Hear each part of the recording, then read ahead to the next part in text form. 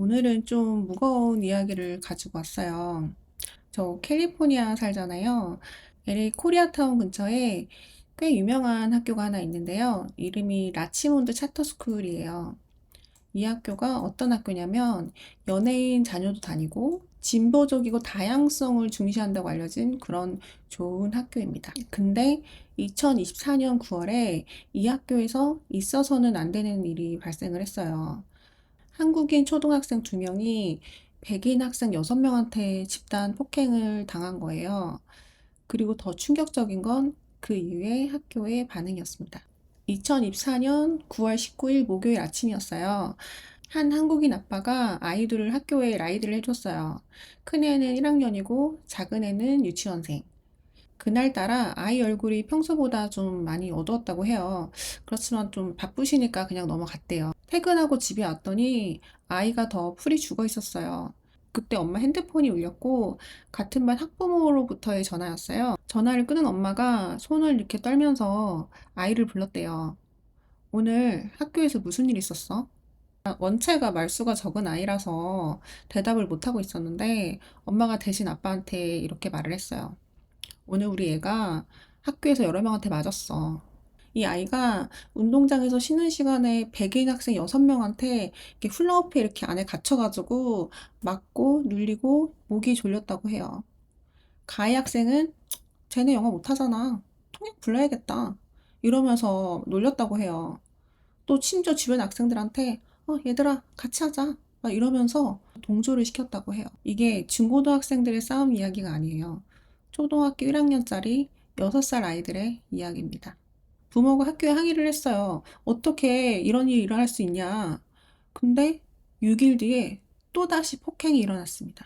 이번엔 얼굴도 때리고 침을 뱉고 이 아이가 눈에 부상을 입어서 병원 치료까지 받아야 했다고 해요. 같은 학교에서 같은 애들한테 2번씩이나. 한국 분들한테 차터스쿨이 어떤 데인지 먼저 설명을 좀 드릴게요.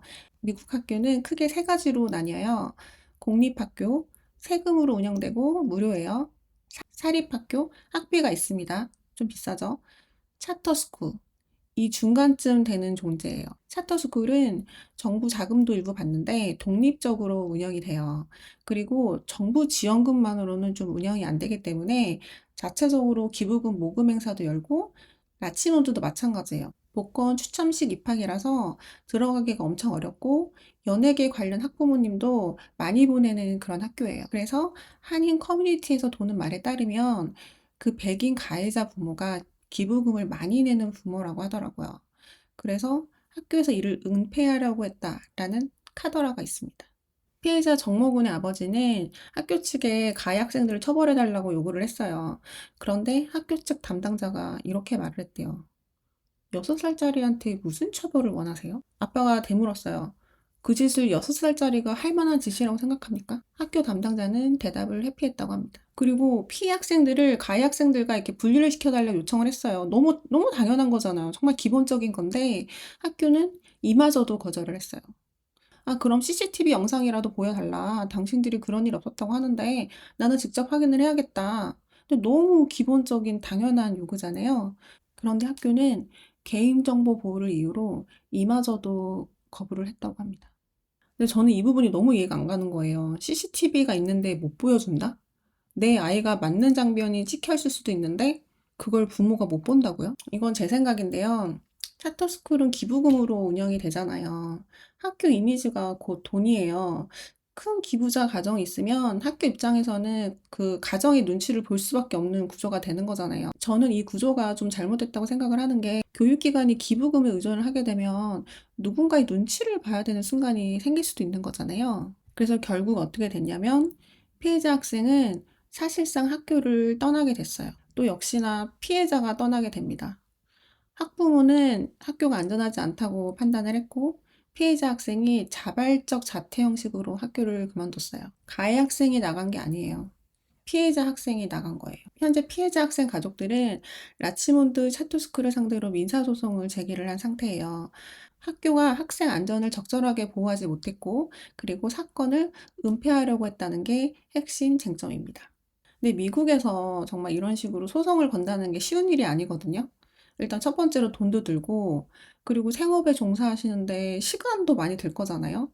근데 무엇보다도 감정적으로 엄청난 소모가 있어요. 그럼에도 불구하고 이 가족들이 소송을 선택한 거는 그냥 덮고 넘어갈 수 없는 문제이기 때문이죠. 왜냐면 우리 아이의 문제잖아요. 우리 아이의 평생의 트라우마가 될 수 있는 그런 사건이잖아요. 피해 아이들은 폭행 이후에 신체적, 정서적 후유증을 겪고 있고 지금도 상담 치료를 받고 있는 중이라고 합니다. 제가 미국 살면서 느끼는 거는 솔직히 인종차별 존재해요. 미국 입국장에서부터 시작이 되거든요. 저는 저번에 한국 갔다 왔는데 미국 입국 심사관한테 어떤 말을 들었는지 아세요? 한국 잘 다녀왔니? 뭐 이렇게 묻길래 가족들이랑 시간 보내고 너무 좋았어. 하니까 맛있는 것도 많이 먹었어? 그러는 거예요. 그래서 맛있는 거 많이 먹었지? 그랬더니 개고기도 먹었어?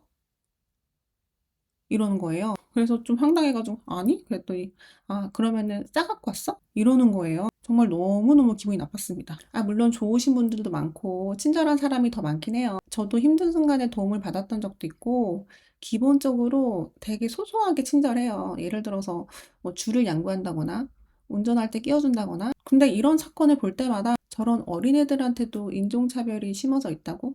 그럼 앞으로의 미래도 똑같은 거 아닐까? 라는 생각에 좀 씁쓸하더라고요. 이 소송 아직 끝나지 않았어요. 결과 나오면은 또 업데이트 해드릴게요. 사실 이런 이야기들이 더 많이 알려져야 된다고 생각을 해요.